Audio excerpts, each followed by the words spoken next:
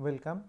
In last two classes, we discussed about the definitions of basis, dimension, linear independence, spanning, and the classes before we discussed the definitions of few spaces like column space and null space. Now, we will see what are the spaces associated with a particular matrix A in the context of solving x is equal to p, and what are their dimensions, if we can work with independent vectors there, etc. So, we will look into 4 fundamental subspaces associated with x is equal to b, and basically we look with 4 fundamental subspaces which can be formed from the matrix A. So, let us consider matrix A which has an order m into n, and let us assume that A has r independent columns. So, column space is spanned by r independent columns, because the columns of the matrix are the vectors which will span the column space. Hence, the column space has a dimension r, because these are the vectors, these r vectors will span the entire column space. So, think of an example A 4 3 which has columns 1 2 0 0 1 0 1 1 2 2 2 1, and what we can see here is that, so there are 3 column vectors. Column space can span maximum a 3 dimensional space. However, each vector is a member of R4, the real coordinate space is R4 for each vector. Okay. So, what we see that the third column can be expressed as combining first and second columns. The third column is linearly dependent on first and second column. First two are the linearly independent columns. C3 is equal to C1 into C2. So, the column space can be expressed by minimum 2 spanning vectors or maximum 2 linearly independent vectors, which are the dimension of column space is 2.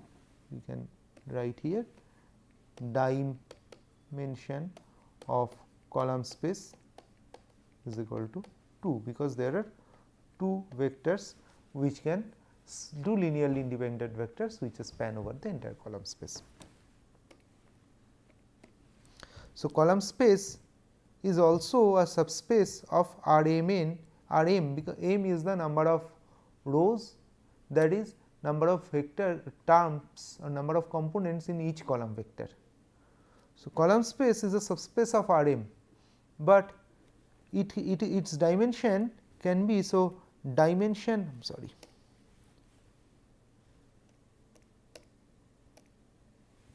we can also write dimension of column space is less than equal to m. M is the dimension of the real coordinate space in the to which column space is the subspace, so that is the maximum dimension of a column space. Column space is has a dimension, we wrote r. So, r is always less than equal to m.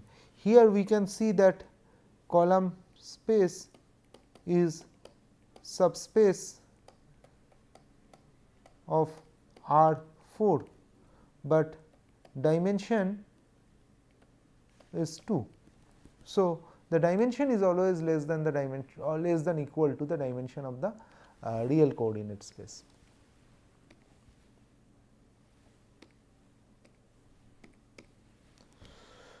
Now, what is the dimension of the null space? Look into the reduced to echelon form.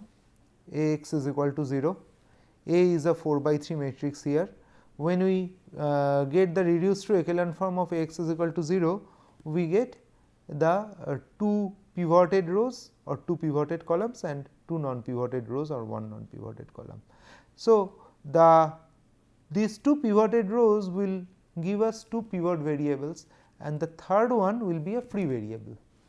So, based on the free variable, the null space will be formed. So, there is one free variable, therefore, there will be only one null space vector, and null space will be a line joining the which is passing through the center and this point -1 -1 1, and any vector along that line will be a null space vector. So, null space is spanned by -1 -1 1. If I multiply 0 with this gives origin, which is also a point on the null space vector, and any point on the null space vector can be found by that.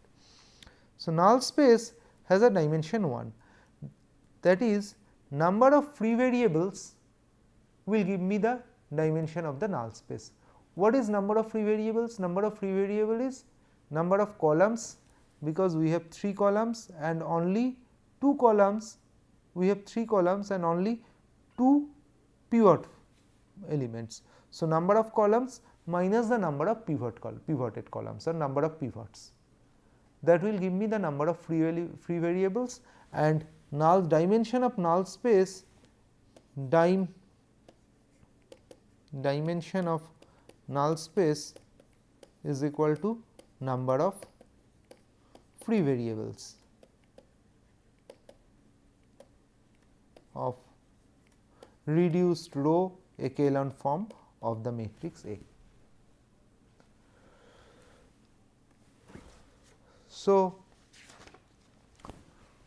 we explore it a little more. If A M n has r pivots in reduced to echelon form, column space has a dimension r. Null space will have a dimension n minus r. N is the number of columns. Null space is also not necessarily a member of the real coordinate space to which column space exists, because number of columns will give me maximum number of vectors in the maximum dimension of null space, or number of vectors in a null space, that is defined by number of columns. So, the dimension of null space is number of columns minus dimension of column space, and null space is a subspace of R n. Column space is a subspace of R m, and n is the number of columns or the order of row. So, if I have this equation, that is 1 1 2 2 0 2 0 1 1 0 1 1, each row has an order 3 into 1, each row has an order 3. So, n number of column is the order of row, and each row therefore has 3 components. So, we can say that null space and row space both are subspaces of R n, where n is the number of columns or number of components in row. And however, dimension of null space is number of column n minus number of independent columns. In case all the columns are independent, R is, and it is a in case all the columns are independent, n columns are independent, the dimension of null space will be 0. If so, this is little important to discuss.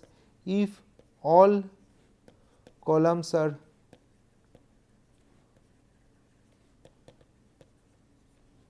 independent,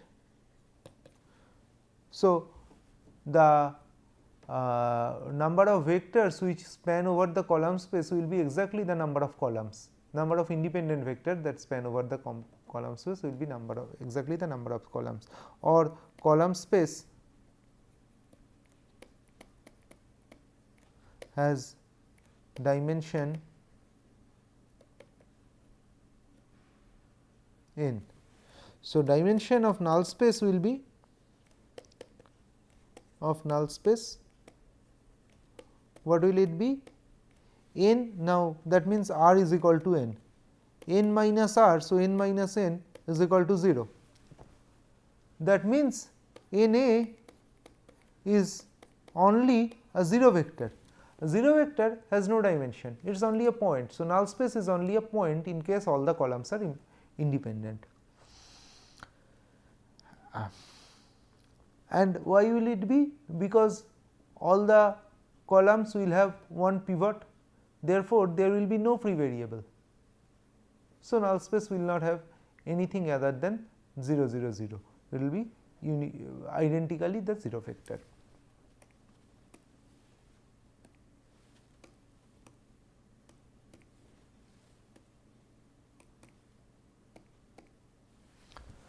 So, now we come to the concept row space and the dimension of the row space. This is Ax is equal to 0 and in the reduced to echelon form this is R x is equal to 0, A and R both are 4 by 3 matrix, 4 rows and 3 columns. So, if we look into the reduced to echelon form matrix, both the matrices are, one matrix is basically reduced to echelon form matrix is basically transformed form of a matrix. So, both have similar dimension, similar independent and columns and rows etc. Only their determinant is different. Right. So, they have the we discussed about this transformation when we were discussing about determinants and different matrix transformation and saw what is the effect on the determinant as well as what is the effect on the solution of x is equal to b when we transform one equation to other. Essentially, the one matrix to other matrix, essentially these matrices remain very similar. In many cases their determinant remains same, in some case the determinant is scaled by certain factor by which the rows are divided, especially from up to echelon form the determinant will be same, reduced to echelon form when we are dividing a row by a constant the determinant is divided by that constant. However, the number of independent rows columns remains same. So, we will see what is the dimension of the row space or what are the number of independent rows. Why? Because row space is the space spanned by the rows of the particular matrix. So, all rows are spanning gives me the spanning set. Then what is the number of independent rows? That will only give me the number of independent spanning vectors. All rows anyway span the space. So, number of independent rows will be the dimension. Similar for the column space, all columns span the entire column space. Number of independent columns are only important, which will give me the number of independent spanning vectors for the column space or the basis of this column space or the dimension of the column space. Similarly, number of independent rows will give me dimension of the row space. So, we converted x is equal to 0 to R x is equal to 0, and when we look into the R matrix, we see that there are two pivot terms. The first and second one, these are the two pivot terms and the remaining rows have 0 only. So, there are two pivoted rows, there are two independent columns because two columns have pivot terms, two rows also have pivot terms, therefore, there are two independent rows. So, number of independent columns will give me number of pivots and number of independent rows. Therefore, the row space will have same number of independent row as the number of independent columns in the column space. So, the dimension of row space will be same as the dimension of column space, which is R. However, column space, like here the column space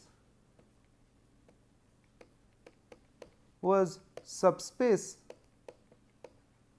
of R4 and row space, row has 3 elements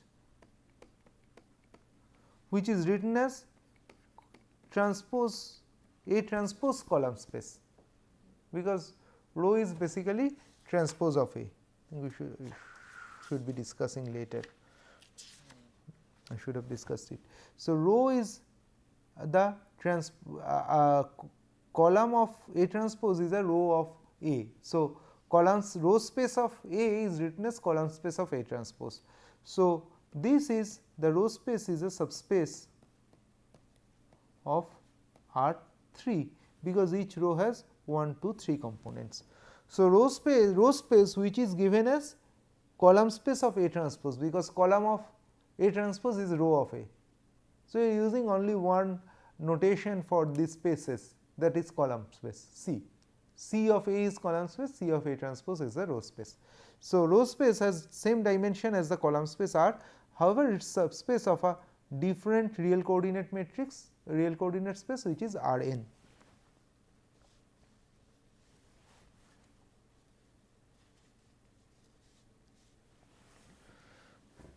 n, and we can write that this n is order of row vectors, the number of components that the row vectors have, or number of columns.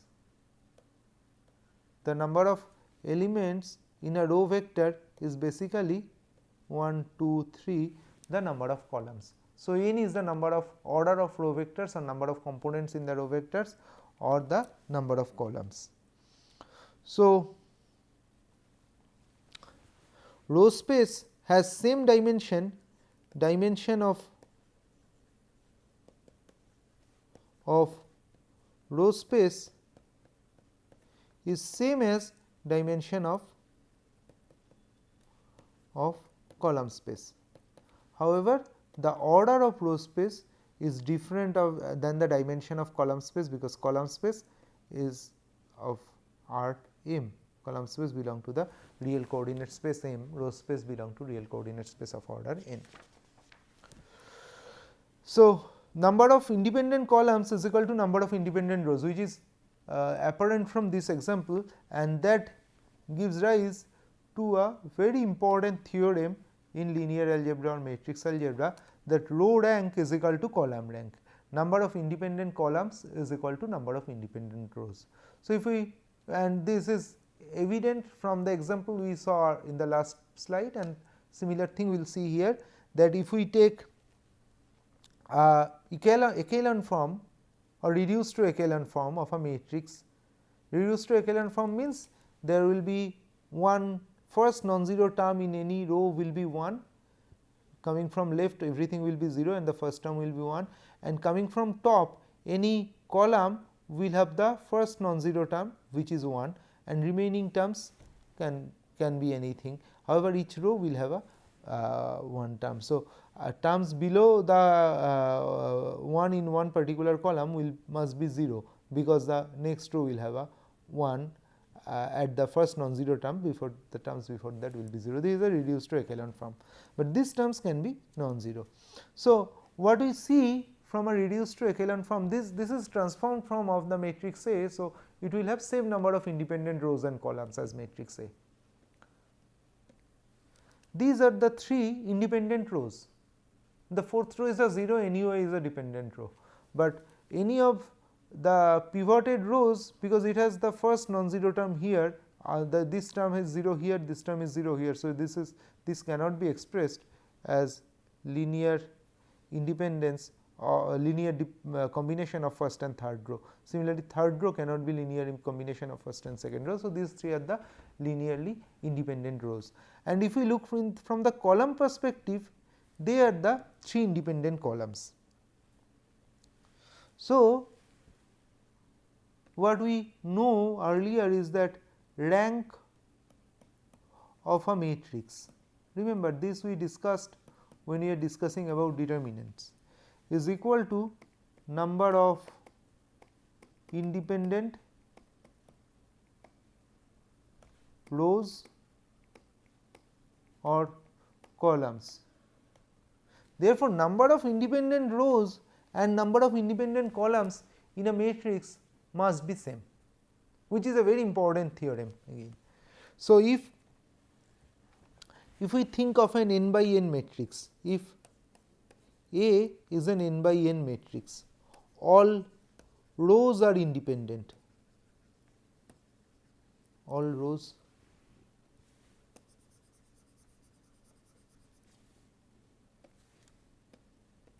independent. That will imply that all columns are independent.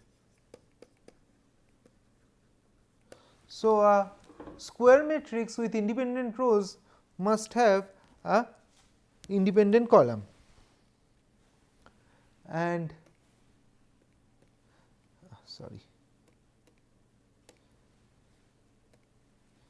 if rows of a square matrix are independent, its columns must also be independent. Now, because number of independent rows is equal to number of independent columns, If there is n into n matrix which has all rows independent, there are n independent rows, therefore there should be n independent columns. So, and in that case we call this to be a full rank matrix.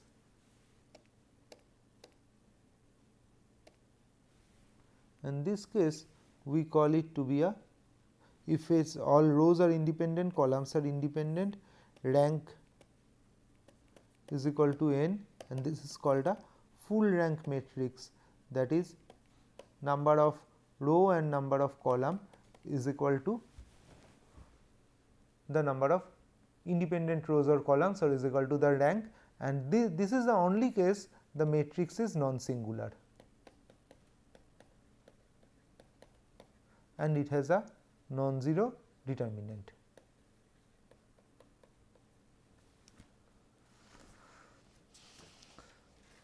Now, there is another important space which is called left null space. Null space of A transpose, that is defined as left null space. Left null space is given as n of A transpose or null space of A transpose. If A is a 4 by 3 matrix, null space will be the space spanned by the solution of A transpose y is equal to 0, which is all transpose of A, all rows are written as columns and multiplied by y1, y2, y3, y4. So, left null space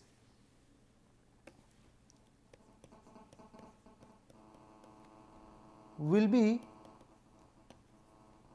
a subspace of, if A is m into n, m is number of row and n is number of column. Left null space is a subspace of n A is a subspace of R n, and left null space will be a subspace of R m, because we see that there are 4 rows and left null space has 4 components. So, it is a subspace of R m.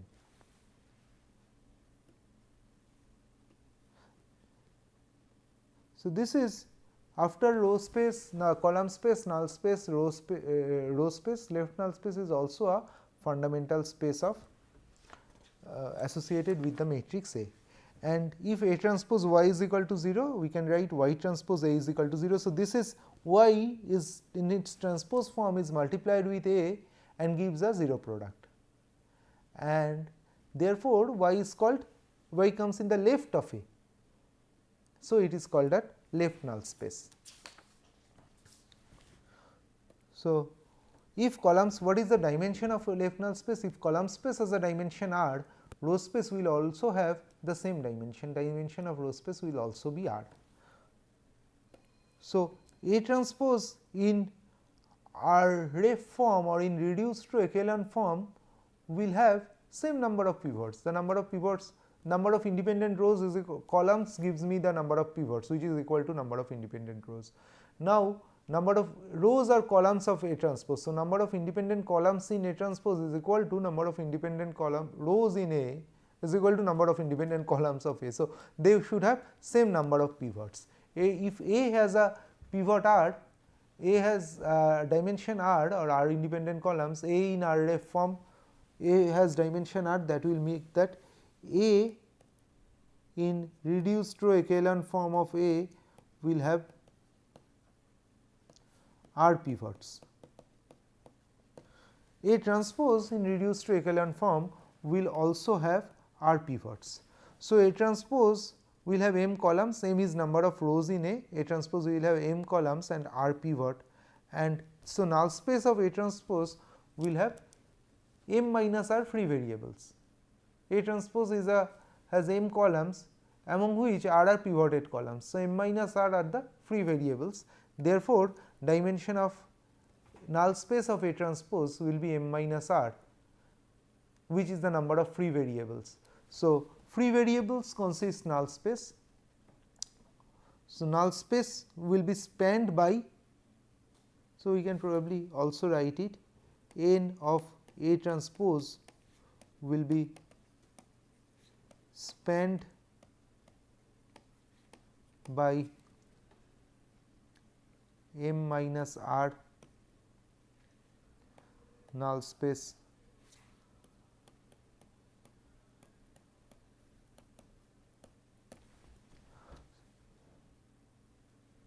so the dimension of null space of A transpose will be M minus R, and null space of A transpose is a subspace of R m. So, when question comes that we are telling that the number of vectors which are spanning the null space is the dimension of null space, that means these vectors are independent vectors. True that they are independent vectors. However, I will ask you to ponder over this question that we make one free variable to be 1 and other 0 and getting one independent vector. We will make another free variable to be 1 and make other 0 and get another null space vector, not independent vector, null space vector. That way we will get a set of null space vectors. Each null space vector will have 1 in the position of that particular free variable and 0 for other free variables. Are these vectors linearly independent? Yes, they are linearly independent, but why are they linearly independent? I will ask you to ponder over this question. If you write down the form of, like, take any example and write all the null space vectors, you will see that they are coming to be independent vectors, but look into it. Probably at the later stage or during discussion in the discussion forums we can discuss over this. I will try to address it in some of the later lectures, but right now ponder over this question. So, we got dimension of null space, left null space is M minus R and it is a subspace of R m.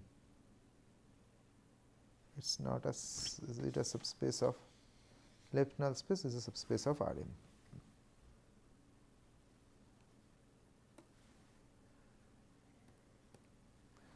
So, the utilization of this idea in solving X is equal to B. If dimension of A is equal to M, that means all rows are independent. So, we have the equations which are independent to each other. Therefore, there should be at least one solution to these equations. The equations are not, one equation cannot be expressed as linear combination of others. The equations are independent to each other, there is at least one solution, and which ensures that B must lie in column space. So, what we are getting, the rank rows are independent and that ensures that B is in the column space. So, row columns are in that way very much interlinked. And if we see the other case that the dimension is of A is n, all columns are independent, then maximum one solution will exist. There may be no solution, but if rows are independent there will be solution. So, max there has to be, if all the columns are independent, there can be maximum one solution. So, these two combined tells us about existence and uniqueness of the X is equal to B equation. So, if we summarize this, column space of A has a dimension R and it is a subspace of R m, given A has an order m into n, m rows, n columns, and R independent row or column, rows or columns are independent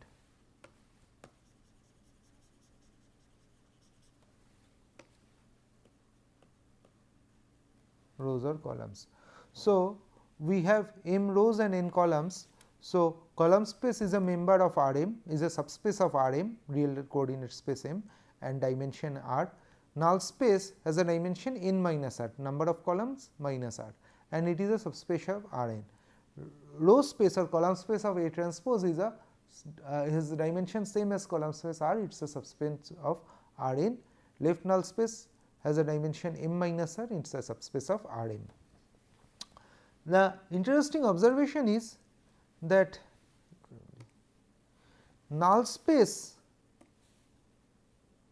and row space, they are member of same real, they are subspace of same real coordinate space R n.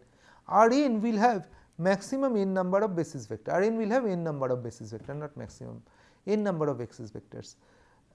Null space has n minus R basis vectors, row space has R basis vectors. If they are linearly independent, the basis vectors of null space and basis vectors of row space, then we can probably say that row space and null space will span the entire real coordinate space Rn. Are they independent? So that n basis vectors from Rn can be found using the basis of null space and row space, and is it same for column space or left null space.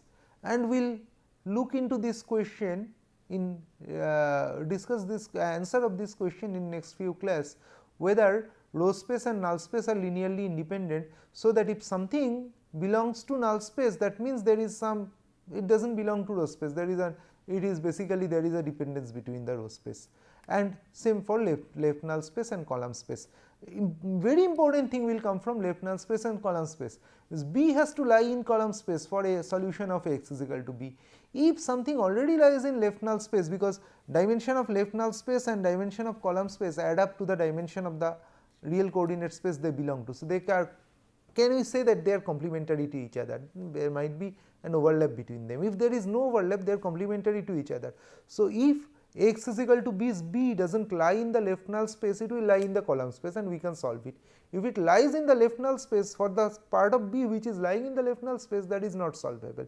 If I try to have an approximate solution of x is equal to B, the part which is lying in the left null space has to be subtracted. So, it is important to look into the question that row space, null space, are they linearly independent? Vectors in one vector in row space is linearly independent than any other vector in null space, or left null space and column space, are they linearly independent?